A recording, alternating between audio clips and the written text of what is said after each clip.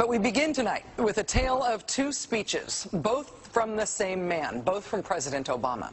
One speech that could have been billed as a ballad to the Constitution, a proclamation of American values, a repudiation of the lawless behavior of the last presidential administration, and another speech announcing a radical new claim of presidential power that is not afforded by the Constitution and that has never been attempted in American history, even by George W. Bush and Dick Cheney.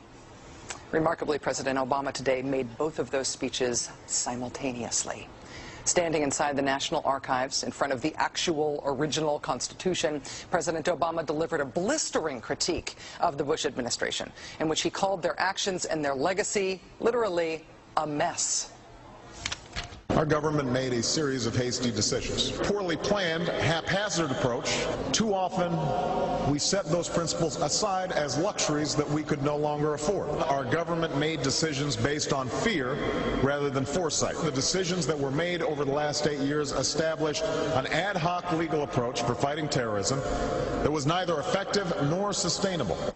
An ad hoc legal approach for fighting terrorism that was neither effective nor sustainable.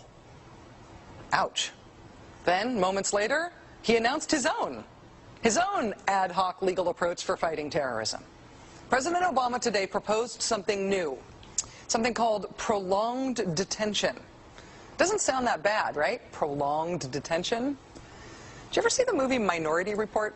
It was based on a Philip K. Dick short story. Came out in 2002. It starred Tom Cruise, remember? He played a police officer in something called the Department of Pre-Crime. Pre-crime is where people are arrested and incarcerated to prevent crimes that they have not yet committed.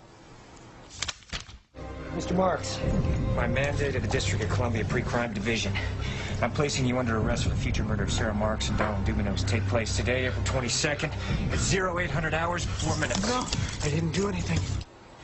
You didn't do anything, but you're gonna. Future murder. Creepy, right? Putting somebody in jail not for what they've done, but for what you're very sure they're going to do? There may be a number of people who cannot be prosecuted for past crimes. In some cases because evidence may be tainted, but who nonetheless pose a threat to the security of the United States. We're not prosecuting them for past crimes, but we need to keep them in prison because of our expectation of their future crimes. Al-Qaeda terrorists and their affiliates are at war with the United States, and those that we capture, like other prisoners of war, must be prevented from attacking us again. Prevented. We will incarcerate people preventively. Preventive incarceration. Indefinite detention without trial. That's what this is. That's what President Obama proposed today, if you strip away the euphemisms.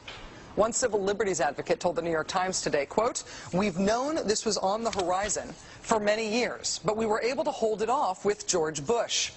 The idea that we might find ourselves fighting with the Obama administration over these powers is really stunning." And it is stunning, particularly to hear President Obama claim the power to keep people in prison indefinitely with no charges against them, no conviction, no sentence, just imprisonment. It's particularly stunning to hear him make that claim in the middle of a speech that was all about the rule of law.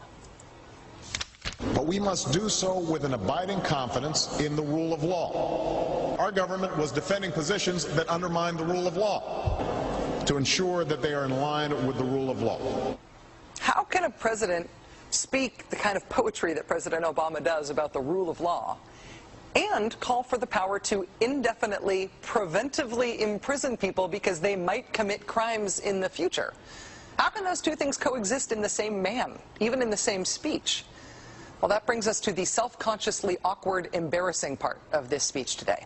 After condemning the Bush administration for what he called their ad hoc legal strategy, for trying to make things seem legal that patently weren't, this is what President Obama proposed. My administration has begun to reshape the standards that apply to ensure that they are in line with the rule of law. We must have clear, defensible, and lawful standards for those who fall into this category. We must have a thorough process of periodic review so that any prolonged detention is carefully evaluated and justified. Our goal is to construct a legitimate legal framework for the remaining Guantanamo detainees that cannot be transferred. Our goal is not to avoid a legitimate legal framework. In our constitutional system, prolonged detention should not be the decision of any one man. If and when we determine that the United States must hold individuals to keep them from carrying out an act of war, we will do so within a system that involves judicial and congressional oversight. And so going forward, my administration will work with Congress to develop an appropriate legal regime so that our efforts are consistent with our values and our Constitution. You'll construct a legal regime to make indefinite detention legal.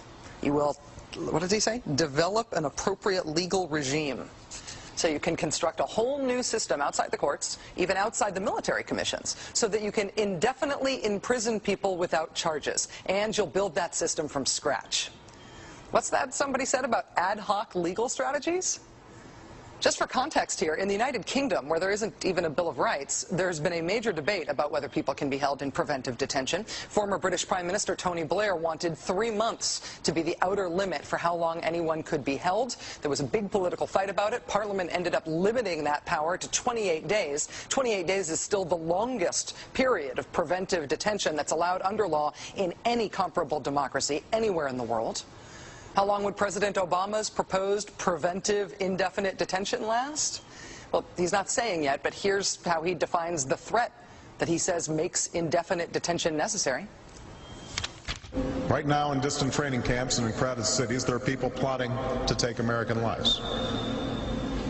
That will be the case a year from now, 5 years from now, and in all probability 10 years from now. 10 years from now. So you could get arrested today and locked up without a trial, without being convicted, without being sentenced for, say, 10 years until the threat of your future criminal behavior passes. Prolonged detention, he's calling it.